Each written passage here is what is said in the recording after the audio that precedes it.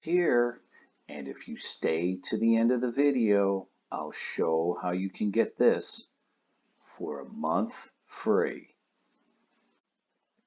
The Explosive Devices System, or EDS, permits the astronauts to operate or enable various lunar module equipment using explosive devices.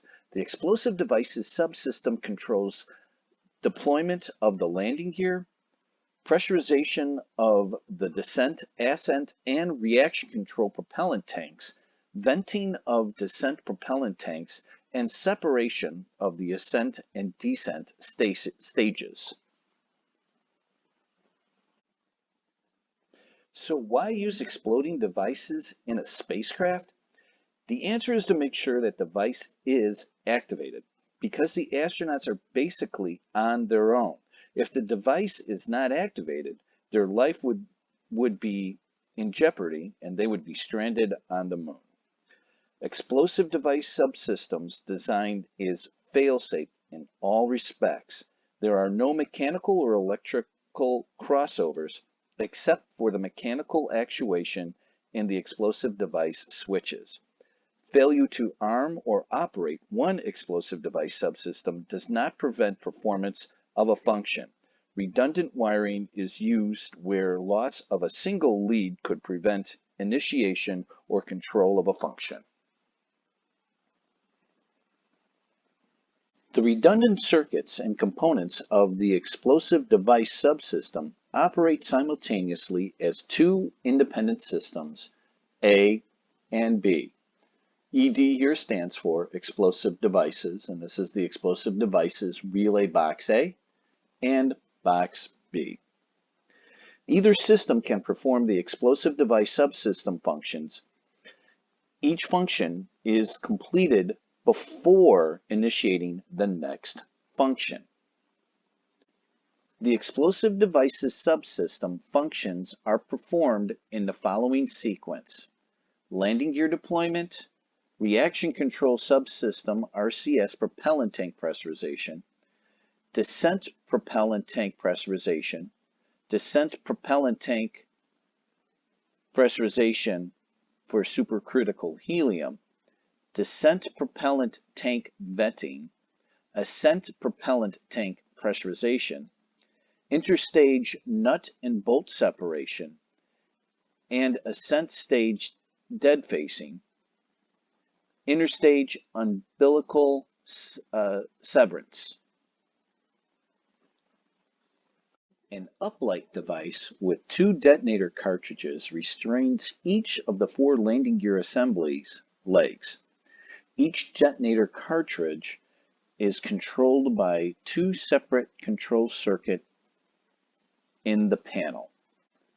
Firing either end of the detonation cartridge into landing gear uplocks results in the landing gear deployment. Contacts of each of the explosive device battery power to the 8 landing gear uplock EDCs actuates the device. When all 4 landing gear assemblies have been deployed, explosive device system power 28 volts is routed through contacts of 8 switches, one on each side of the landing gear assembly, to provide a gray landing gear deploy talkback display. The 8 switch closures provide the manned space flight network with a combined telemetry signal for monitoring landing gear deployment. For propellant tank pressurization, an ambient helium isolation valve is used in conjunction with 2 compatibility valves when pressurizing the descent propellant tanks. The valves are normally closed. Ambient helium then flows freely to the descent engine fuel and oxidizer tanks, pressurizing them in order to move the thrusters, creating the force that propels the spacecraft. Stage separation, or separating the unneeded part of the spacecraft, involves simultaneously operation of the circuit interrupts by cutting the wiring, which is called dead facing, and separation of the interstate structural connections with explosive nuts and bolts. Then umbilical severance, which is cutting the cable. This is accomplished by cartridges fired by operation of the stage switch or a signal from the CES when the ascent engine is fired.